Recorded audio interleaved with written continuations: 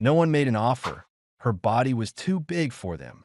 But one human saw her true worth. Trade Hub Edda, for had once glittered. Once a long time ago, it was a node of peace, a station that stitched systems together with diplomacy and trade. Now it hung like a rusted scar above a half-dead planet, orbiting its own failure. The corridors of Sector 12 stank of recycled air and industrial decay. Panels buzzed overhead, flickering in irregular pulses, and puddles of condensation dripped steadily from exposed coolant veins that ran like arteries through the ceiling. Each drop echoed in the empty hall like a ticking clock. Kane Halden walked with his collar turned up, one hand deep in his coat pocket, the other gripping a scuffed datapad. It vibrated against his palm, another denied requisition. He didn't bother reading it. He already knew what it said. The Sarian codices were gone, incinerated, flagged as non-recoverable cultural waste. He stopped walking, just for a moment, eyes closed. The ache bloomed in his chest the way it always did, slow, wide, familiar. This wasn't the first culture he'd failed to protect, and it wouldn't be the last. He kept walking, though his destination was unclear. Not back to the shuttle. Not yet. The corridors sloped downward, the light dimming with each step, taking him into the undocumented decks, the off-register zones, the ones without names. The smell changed down here. Less antiseptic, more organic. Mildew and old plasma. These decks weren't used for trade anymore. Not officially. They were a graveyard of auction pens, decommissioned holding cells, and forgotten shipments. Vents creaked softly. Drones floated by in slow, jerky patrols, their optics dim with age. And then he saw her. Lot 7. No tag. No listed price. No guard. Just a wire mesh cage, barely powered, and within it, the largest humanoid figure he'd ever seen, curled into herself like a collapsed monument. She sat with her back pressed into the corner, knees tucked up, arms wrapped around them with careful precision, as though her body, too large, too wide, too heavy for the world around it, might be easier to ignore if folded small enough. Her skin, lavender moonlight and dusted with silver sheen, was streaked with the grime of condensation and time. Faint lines trailed across her shoulders and chest, scars, but not random. Markings, too symmetrical to be accidents. Her long white hair clung to her like mist-soaked silk. She did not blink. Her eyes were open, pale violet and unfocused, staring somewhere far past the mesh walls. Her breath was shallow, barely there. She was still in a way that was almost inhuman, like something that had stopped being seen, so it stopped behaving like it was alive. She didn't move when a vent released a gust of heated steam a meter away. Didn't flinch when a drone zapped an unruly detainee 3 pins down. Kane found himself walking toward the cage without thinking. There was no tag, no designation, only a worn biometric chip dangling from her collar, returned. Unfit, no planetary use designated. He gripped the metal railing in front of the pen. There was something about her, something sacred, not beautiful in the way catalogs defined it, not soft, not inviting. She was raw material. She looked like she had been engineered to carry worlds, and cast aside for it, and something in his chest cracked open. He didn't understand why, not fully, but he remembered the Delker incident, remembered the village, flagged for preservation, remembered the board ignoring his petition, remembered the sterilization report, and now here was another silence. Another file someone had closed. But she was still here, still breathing. A klaxon tore through the quiet. Acidic precipitation expected in 90 seconds. Non-sheltered units evacuate. Kane flinched as automated shutters began slamming over corridor windows. Red lights washed over the walls. Vents hissed. Drones zipped back toward inner sectors. And still, she didn't move. A handler sprinted by, dragging 2 other detainees to shelter pods. One pointed at Lot 7. That one's not tagged. Leave her. The gate to her pen wasn't even sealed. Kane hesitated. Just one beat. One breath. Then he moved. The panel beeped under his hand as he pressed the override. The gate screeched open, rust dragging against rust. Inside, the air was heavier, warmer, already reacting to the temperature spike as acid wind howled beyond the structure's outer shell. He stepped through. "You need to move." His voice came out too soft. He cleared his throat. "It's raining acid out there. You'll die if you stay here." Still nothing. He crouched beside her. Her knees were level with his chest. Her feet were bare, cracked and stained. One ankle had old scarring, too regular to be natural. The markings along her arms caught the red emergency light now. Rows of oaths, maybe, written in a language half lost to time. He didn't recognize all of it. But one line he did. To grow is to serve. To fail is to vanish. Kane felt his stomach twist. He reached out, slow, careful. His fingers trembled as they hovered near her hand. Still no movement. He touched her palm. Her skin was warm, dry, rough with calluses. Her hand was too large to hold, so he cupped it between both of his. "I see you," he whispered. "You're not broken." Nothing happened. Then, she blinked. A single dry, heavy blink. Her throat worked like she hadn't swallowed in hours. Her fingers twitched. Then, slowly like tectonic plates shifting, she began to rise. The movement was almost silent, except for the pop of joints in used to motion. She unfolded upward until Kane's head barely reached the midpoint of her chest. She swayed. He moved in, without hesitation, and braced his shoulder under her arm. Her weight was immense, but he didn't flinch. They moved. One step, another. Outside, acid began to fall. Kane saw the first drop land on a dangling pipe just outside the corridor, saw it smoke, sizzle, and punch a hole clean through the steel. The shelter pod was 20 meters away. Its door was already lowering. They half stumbled, half ran. 15 meters. 10. He shouted. "Hold the gate." No one responded. The system wouldn't listen. He grabbed her hand tighter. "We can make it." She didn't speak. Just matched his pace, legs longer than his, slower but steadier now. 5 meters. The door was almost shut. Kane lunged, dragging her behind him. They cleared the threshold, barely. The blast door slammed down with a boom that shook the floor. Outside, the acid howled against the hull. Inside the pod, the air was silent. Warm. Kane collapsed back against the wall, panting. She stood still beside him, skin steaming slightly from brief exposure. Her white hair clung to her shoulders. Her fingers, still wrapped in his, tightened. Just once. Just enough. He looked up at her. Her face remained unreadable, but her grip didn't loosen.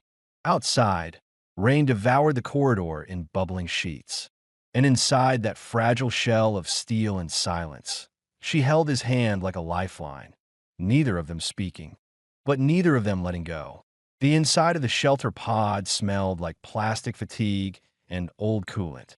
The emergency heater hummed low in the corner, barely enough to push back the damp chill that had crept in with them. Kane adjusted the dial, watching pale condensation form on the inner surface of the dome as Eta 4's acidic atmosphere steamed against the pod's exoskin. He rubbed his hands together for warmth, then glanced over his shoulder. Ilina sat perfectly still, her back straight, her long legs tucked under her with an unnatural precision, like a creature bred for function, not comfort. The emergency blanket Kane had offered earlier lay untouched beside her. She hadn't spoken since they fled.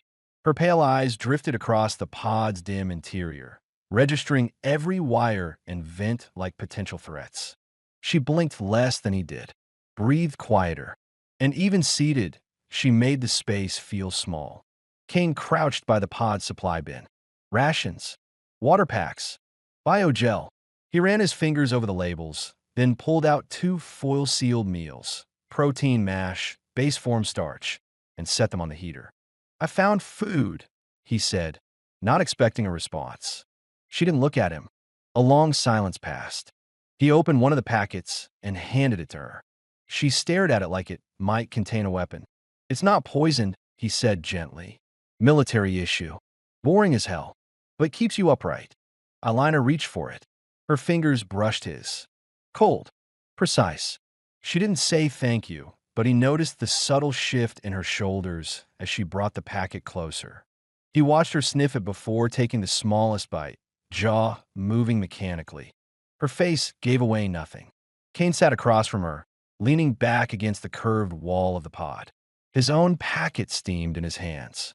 He forced down a mouthful. "This wasn't the plan," he said after a while. "I wasn't supposed to see you." She looked up, eyes sharp. "Then why did you? I've seen storage crates that get more attention than you did. Someone left you there, unlabeled, unclaimed, like you weren't meant to be found. A beat. Am I wrong?" "No." That one word carried weight. A knife's edge of pain under perfect control. Kane exhaled slow. "What happened to you?" Her gaze drifted back to the floor. "I was decommissioned." Decommissioned doesn't usually mean left to rot. It does when you're obsolete. Kane blinked. That word, obsolete, hit harder than expected. He looked at her again, really looked. She was built strong, sculpted like a biomechanical statue, but scars marred the soft hollows between her collar and shoulders. Scars with symmetry. Not from battle, no. From restraint. Restraint and branding. "Your markings," he said. "They're not decorative." She didn't answer. He swallowed. "Do they hurt?" "Not anymore." The heater clicked slightly louder as the temperature rose by a degree. Kane stood and retrieved 2 water packs, offering one to her. She took it without hesitation this time. They drank in silence. Then from outside, a faint hiss, followed by a sharp ping. Acid rain. The sound of it eating into the outer shell of the pod was like listening to bones grind. Kane glanced toward the outer sensor panel. The rainfall was heavier than expected. They had time, but not days. "I need to know something," he said, voice quieter now. Alina looked up. "Are you a danger to me?" She blinked once. "Not unless ordered." "And now?" She tilted her head. "No one's giving orders." He nodded. That was all he needed. Kane grabbed the folded bedding from the wall compartment and laid it out near the heater. He didn't expect her to join him, but something in his chest needed the offer made. "You can rest. At least try," he said. "We're not moving again until this passes." She watched him with a gaze that stripped away the casualness of his tone. "I don't sleep easily," she said. "I didn't say you had to." Kane laid down, back to the heater, facing her. He expected her to stay where she was. But after several long minutes, she shifted. Stood. The floor didn't creak under her weight. Her steps were silent. Kane didn't move, not even when she knelt beside the bedding. Then lay down, not quite touching him, but closer than before. They both stared at the curved ceiling. Breath shallow. Quiet. "Why did you help me?" she asked suddenly, voice low. Kane blinked at the ceiling. "Because no one else was going to." "That's not a reason. It's the only one I've got." Another pause. Back on the station, I watched people get thrown out for less. I knew what would happen if I stepped forward. But you just sat there, like you were waiting to be erased. I was. Why? Her voice was almost inaudible. Because it was easier than hoping someone wouldn't look away again. Kane turned his head. Her eyes were closed now, but her lips trembled slightly, like the words had broken something loose. He didn't touch her, didn't speak, but in the silence that followed, the heater's soft pulse and the tapping of rain created a rhythm, almost like a heartbeat. Shared, fragile, real. Hours passed. Kane drifted into half-sleep, but not before he felt her breath shift, more relaxed, slower. Not trust, not yet, but something close. A beginning. The rain had slowed. The dull hiss outside the pod had softened to a whisper, punctuated now and then by the sound of acidic droplets sizzling on scorched metal. The storm was losing strength, but inside, a quieter storm brewed, no less potent for its silence. Kane stirred first. His eyes cracked open to filtered emergency lighting, still set on low. His body ached from sleeping half-curled on the thermal mat, but the real ache, the one behind his ribs, was quieter today. Still there, but muted. Then he remembered. He turned his head slowly. Alina was still beside him, though she hadn't moved an inch since lying down. One massive arm rested across her midsection, the other curled slightly toward her chest, like she'd trained herself never to occupy more space than absolutely necessary. Her white hair spilled in a cascade over her shoulder, strands glinting faintly in the amber glow. She was awake, but didn't move. "I was afraid you'd vanish," he said quietly. "I don't vanish," she replied, eyes fixed on the ceiling. "People just stop looking." The line hit him harder than it should have.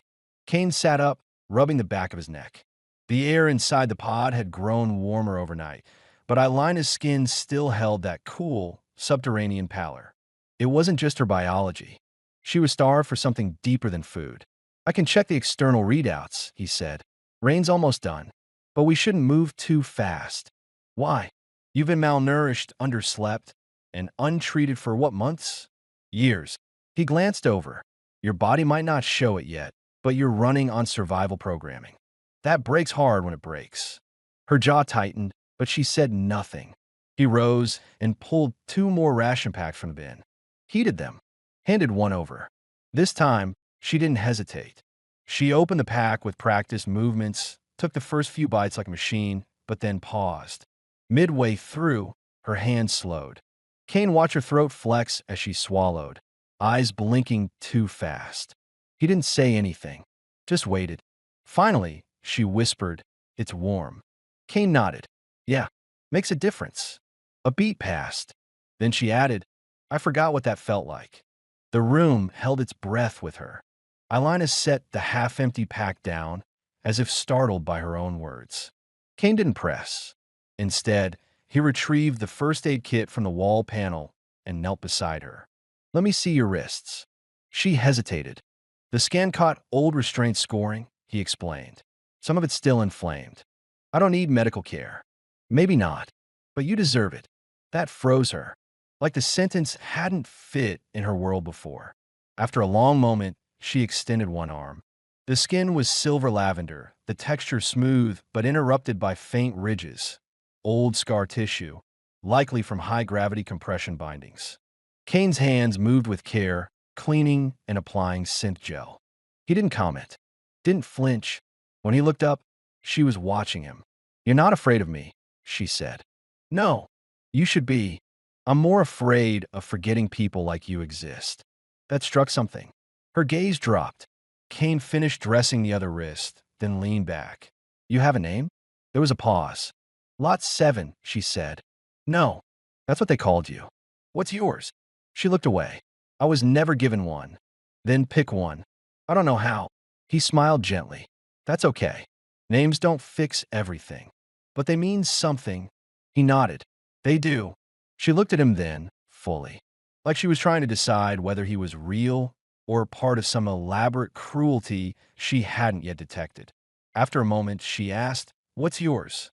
"Kane." "Kane," she echoed, voice low, almost testing the shape of it in her mouth. "You don't seem like a soldier." "I'm not. Was never good at war. I archive things." "Archive?" "Languages. Stories. Cultures on the edge of extinction. Before they disappear." Ilina's eyes sharpened. "Then I am a failure in both your worlds." He frowned. "What do you mean?" "I was made for labor. Agriculture in gravity-intensive colonies. When I grew too large, they said I cost more than I was worth. Too many calories, too much mass, hard to house, or clothe, or ship. They stamped me unfit and passed me down the chain." She paused. "They never taught me history, or speech beyond command syntax. I was a tool." "You're not a tool now." "No," she said quietly. "Now I'm waste." Kane swallowed hard. He opened his tablet, pulled up a visual translation interface, and set it beside them. On the screen, he tapped through ancient Telthasian script, then paused, highlighting a mark that mirrored the one etched just above her collarbone. "This scar here. Do you know what it means?" She looked down, touched it absently. "No, it's a lineage glyph, not branding. An old Orchard clan sigil. It translates roughly to one who endures what others cannot." She stared at the screen, then her own skin. Kane saw it. The flicker of disbelief, the ripple of shame, meeting something it hadn't encountered before. Reverence. He closed the tablet. "You were never too much," he said, "just measured by the wrong hands." Something inside her cracked, barely visible. "But there," she whispered, No one ever told me that before. Kane reached out, slow, visible, no pressure. His hand hovered near hers, not touching unless she moved first. She did. Their fingers met. No sparks, no sudden heat, just warmth. Human and alien. Shared. Outside, the acid storm finally died. A thin hiss marked the last droplet fading into steam. The pod's pressure systems recalibrated. The hatch lock chirped. It was time to leave. But inside the shelter, something had already changed. She wasn't just surviving anymore. She was beginning, slowly, painfully, to remember what it meant to exist. The silence in the archive bay was different now. It wasn't heavy. It wasn't waiting to collapse. It was attentive, like the space itself was listening. Kane stood near the display terminal, arms crossed loosely over his chest, watching the faded footage loop again. The orchard footage from Telfa's V was 32 years old. Stabilized, cropped, sanitized. But through the haze of degraded pixels, he could still see the movement, the rhythm of lives lived in service. Beside him, Alina didn't move. Not even when the image of the orchard worker with lavender skin and white hair flickered across the screen again. It wasn't her, but it could have been. The markings matched. For a long time, she said nothing. And then, finally, she was my origin mother. Kane turned to her. You're sure? I remember her breathing. That pattern in the shoulders. Her eyes were glassy, but her voice was level. They engineered the same foundational muscle sync across the line. It was efficient for harvest work, but every unit drifted slightly over time. Hers was slower, heavy breathe. Kane didn't interrupt. He let her speak. They used to say I carried too much of her, that I was a pattern drag, too broad in the frame. Took longer to sink. She blinked once, but I carried her memory longer than they expected. That's why I wasn't cold after my pair was lost. And they punished you for that, Kane said softly. Alina didn't answer. She didn't need to. The truth lived in her stillness. He shut the terminal off. The room dimmed, the artificial lights returning to a low hum. The glow around them faded, leaving the two of them in quiet starlight bleeding through the outer window. They stood in the afterimage of a forgotten past, and neither moved to break it. Back in Kane's quarters, Alina sat near the heater, her massive frame folded in a way that still made her look too careful, as if the walls might reject her if she expanded too far. She pulled his coat around her again, not because she needed warmth, but because she'd never been offered it before. Kane watched from the kitchen counter. He set 2 cups of steaming liquid on the small table, one in front of her, one for himself. Grain bark tea, nothing fancy, but grounding. He finally sat. She didn't reach for the cup, but she watched it as if it might disappear. You said you were a preservationist, she said after a while. Her voice was quiet, but not unsure. I was, Kane replied. I built immersive empathy modules, sensory archives, experiences. You'd walk in and live the memory of a dying culture. Smell their harvests, hear their dialects, feel the weight of their rituals. And you stopped. His gaze dropped to the table. Delker, he said. That name felt like ash in his throat every time. They were a migratory people. Not advanced, not corporate aligned, but rich in stories, oral, layered, encoded in songs that changed slightly depending on the moon phase. I begged the trust to preserve their records.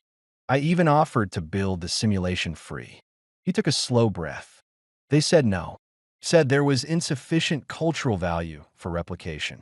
6 weeks later, a terraforming company sterilized the valley. Biocleansing. 1 viral payload. 1,700 voices gone. Alina stared at him, not with pity, but with something else. Recognition. Kane went on, his voice steadier now. After that, I stopped building dreams. I started collecting the wreckage.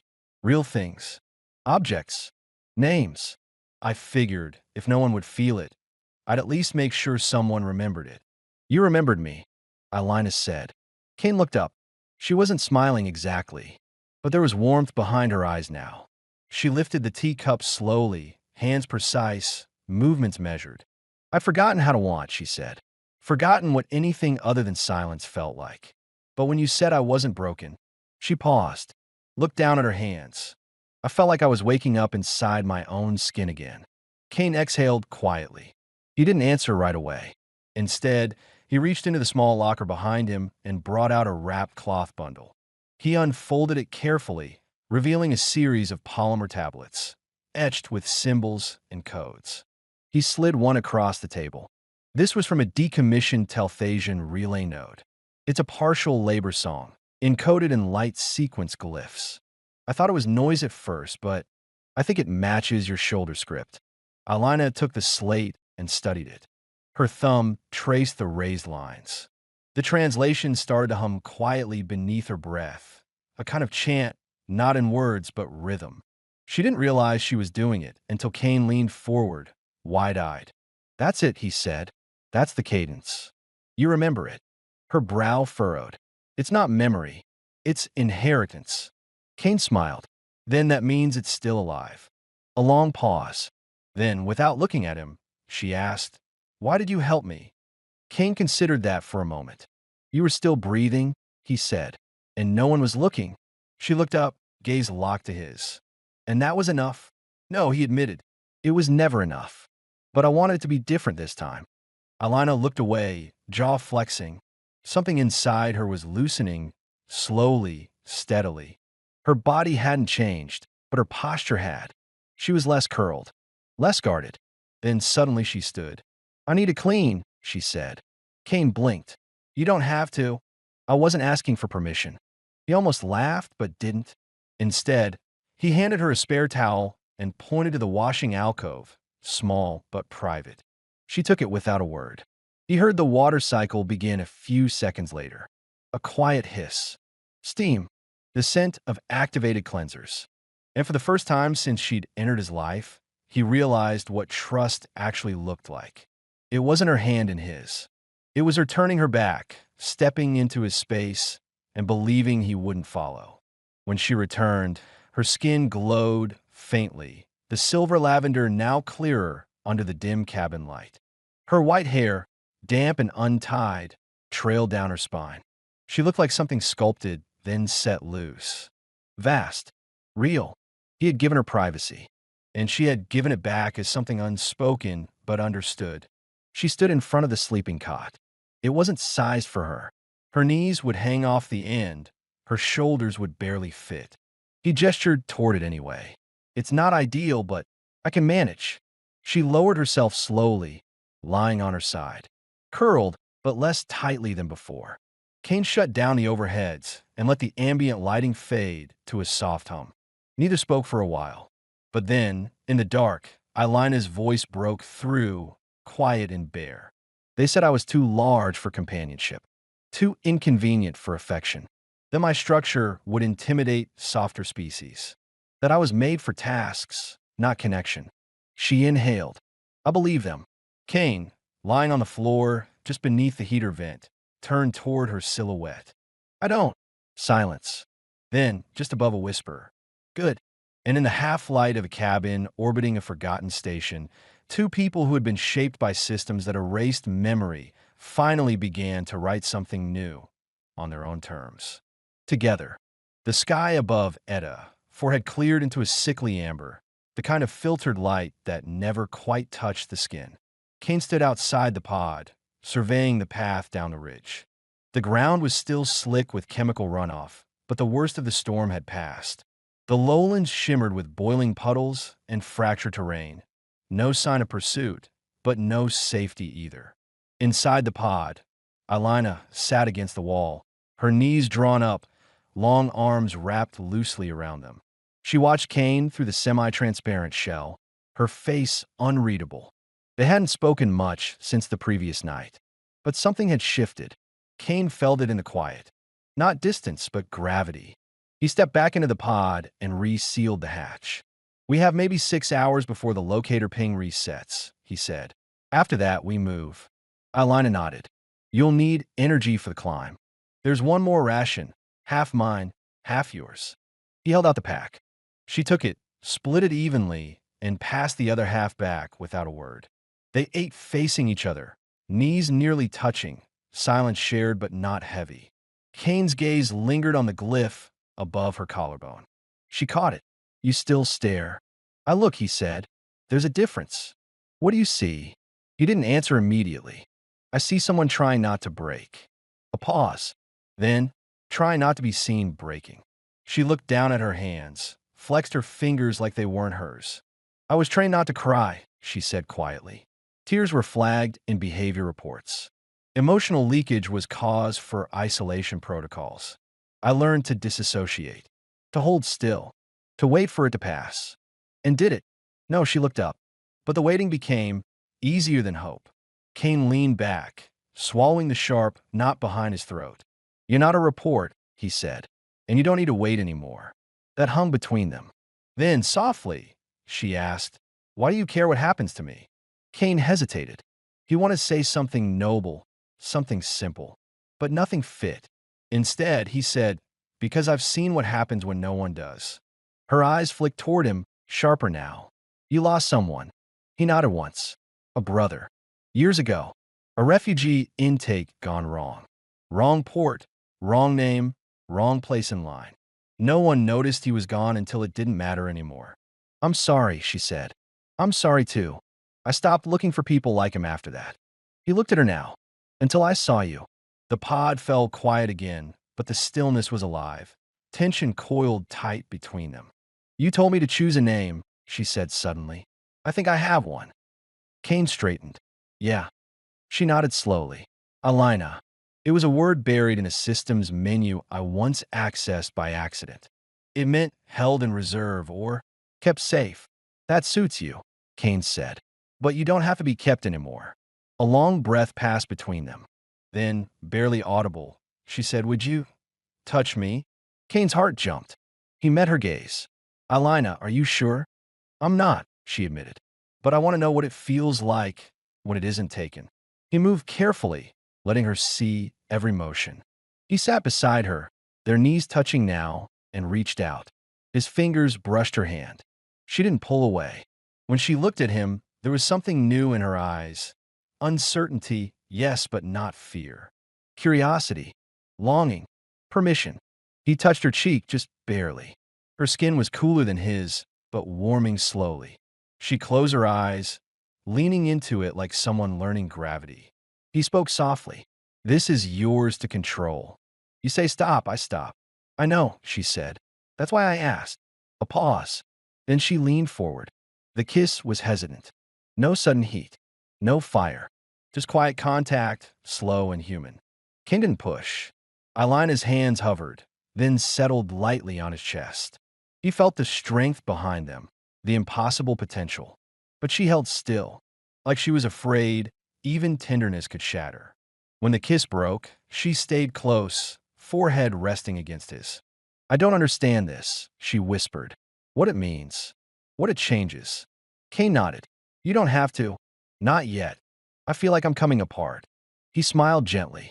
Maybe you're just unfolding. She laughed once, sharp and almost shocked. Her eyes glistened, not from pain this time, but release. They stayed that way, hands entangled, heads bowed. Later, when the wind rose again and the pod's internal clock warned them of the locator ping, Kane helped her to her feet. They stepped out together. The world beyond was still dangerous, still broken. But neither of them felt alone in it now. As they climbed the blackened ridge in silence, Kane glanced over. Alina was watching the sky, her face calm, open. Not hopeful yet, but no longer waiting to be erased. The climb down from the ridge was more treacherous than Kane had anticipated. Beneath the cracked sky, the ravine sides had warped from years of acid rainfall. Thin shells of metal and stone jutted from the cliffs like broken ribs. Vents hissed intermittently, releasing gouts of pressurized gas, hot enough to blister skin, loud enough to mask movement. Kane moved carefully, boots sliding on unstable ground. Alina followed close behind. She moved with instinctual precision, even in terrain clearly not designed for her weight or size. She didn't speak, but her eyes scanned constantly, reading shadows, listening for vibration. We're close, Kane whispered, pausing near a vent cluster. The cargo lines loop under this pass. If we can find a mag cable, it might lead us to a way station. He checked the map on his bracer, outdated but better than nothing. Ilina knelt beside him, her presence a quiet reassurance. She'd been silent since the kiss. Not distant, just internal. Like something in her had been set spinning, and she was still waiting for it to settle. He didn't press. Instead, he let the quiet hold them both. It had become a kind of language between them. They pressed on. Eventually, they found it, an abandoned cargo tramline running half-sunken through the valley. It hummed faintly, still drawing power from a buried conduit. But it wasn't empty. Ahead, under the flickering remains of a signal node, 3 figures moved. Light armor, low-slung rifles. Not Etta, 4 guards. Freelance interceptors. Scavengers. And one of them held a biometric tracker. Kane's breath caught. He pulled Ilina down behind the wreckage of a transport shell. "They're scanning for heat signatures," he murmured. "Looking for us." Ilina's jaw tensed. "Then we go back." Kane shook his head. "We can't outrun them on foot. Not across open terrain. We'll lose the ridge cover in 10 minutes. Ilina exhaled sharply through her nose, calculating. "Then I'll draw them off." "What?" "No. You can loop around while they follow me. They won't expect me to run. They'll think I'm trying to fight." "Ilina, no." She looked at him, eyes steady. "You said I'm not kept. That means I decide what I'm worth. Let me protect you." Kane reached for her hand. "That's not love. That's a trade." Her voice lowered. "Then why does it hurt so much to leave you?" That stopped him cold. Ilina knelt beside him, her fingers brushing his cheek with the same care he'd once shown her. "I don't want to run anymore. I want to choose something, even if it's hard, even if it's only for a minute." Kane stared at her and understood. This wasn't surrender. This was the opposite. This was the first time anyone had let her choose what she risked herself for. And she was choosing him. "I'll give them a signal," she said. "Then circle north. When they follow, take the tramline west. Find shelter. I'll catch up." He didn't want to agree, but he knew she could move faster alone. Knew they had a chance if they split. He pulled her close, pressing his forehead to hers. "If you don't come back, I will." She said it like a promise made to herself. Then she rose, moved toward the clearing, and let herself be seen.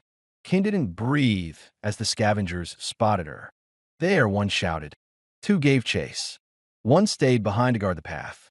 Kane waited, counted 5 beats, then slipped around the far edge of the tramline. He moved like shadow, silent, careful, precise. And it worked. He made it to the access hatch of the buried line, just as the guards' voices faded behind him. Inside the shelter tunnel, it was cold and dim. Kane dropped to his knees, heart hammering. The guilt burned as hard as the fear. But then footsteps. He reached for his shock rod and froze. Ilina ducked into the tunnel, her breathing fast but steady. A deep cut ran across her shoulder. One side of her tunic had been scorched. Kane rushed to her. "You're hurt." "They weren't fast," she said. "Just lucky." He guided her to the floor, pulling the med pack from his bag. She winced as he applied the biofoam, but didn't complain. "Why did you come back?" he asked. She smiled faintly. "Because you did. That's simple. That clear." They sat there together, the silence broken only by the soft clicks of settling stone above them. Kane looked at her, taking in every part of her. The lines of her jaw, the shadows under her eyes, the strength she didn't know how to show except through action. "Ilina," he said. She turned to him, her gaze open now. Vulnerable and strong. "I love you." It wasn't dramatic, just true. Ilina looked at him for a long time. Then softly, "I think I always did, but I didn't know what it was." He reached for her hand. She squeezed his fingers. They didn't need more words. The moment had said enough. Later, they would find the Western Station. They would plan their next escape. But for now, there in the hollow of that broken world, they had one thing no one could take. A choice. A love freely given, and the will to carry it. The colony at Doran's Reach wasn't much more than a cluster of domed habitats pressed into the northern cliffs, old, battered, but still breathing. Kane hadn't expected safety to look like this.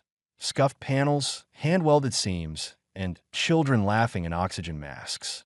But for Ilina, It was the first place no one flinched when she walked past. The locals had seen worse. Or maybe they just understood what survival did to a person's shape. They'd been there 4 days. Alina had spent most of the time sleeping. Not just resting, but surrendering bone deep into a silence her body had never known. Kane watched her through the habitat's glass port, curled under clean sheets, face softened by something like peace. He still wasn't used to that look on her. Now, night had settled. The internal lights dimmed. Outside, the stars hung low, fractured by the station's cracked atmosphere shield, but visible all the same. She emerged quietly from the room behind him, dressed in the soft fabric they'd been given. It hung loose on her frame. She looked less like a weapon, more like a woman trying to remember who she was without orders. Kane stood near the viewport. Alina came beside him, wordless. They looked out together. "You're quiet," she said softly. "So are you." She nodded, fingers brushing the edge of the glass. "I've been dreaming, but they don't feel like memories. What do they feel like? Like futures I've never lived." He turned to her. "Do you want one?" Her breath caught. "I don't know what to want," she said, "but I know it doesn't feel like waiting anymore." Kane didn't speak. He reached up instead, fingers brushing her jaw. Her skin had warmed these last days, her circulation no longer trapped in survival mode. She leaned into the touch now.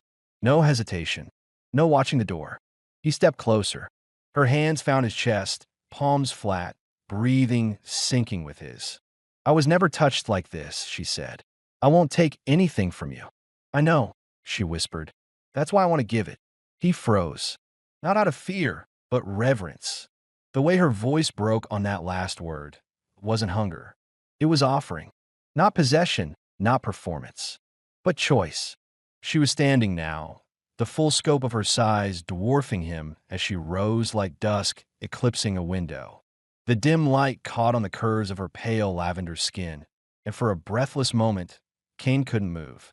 Not because she was large, but because she was beautiful in a way his body had no language for. Her proportions weren't human. There was something more deliberate, like her body had been grown by gravity and time, shaped by pressure, built for weight but softened by stillness.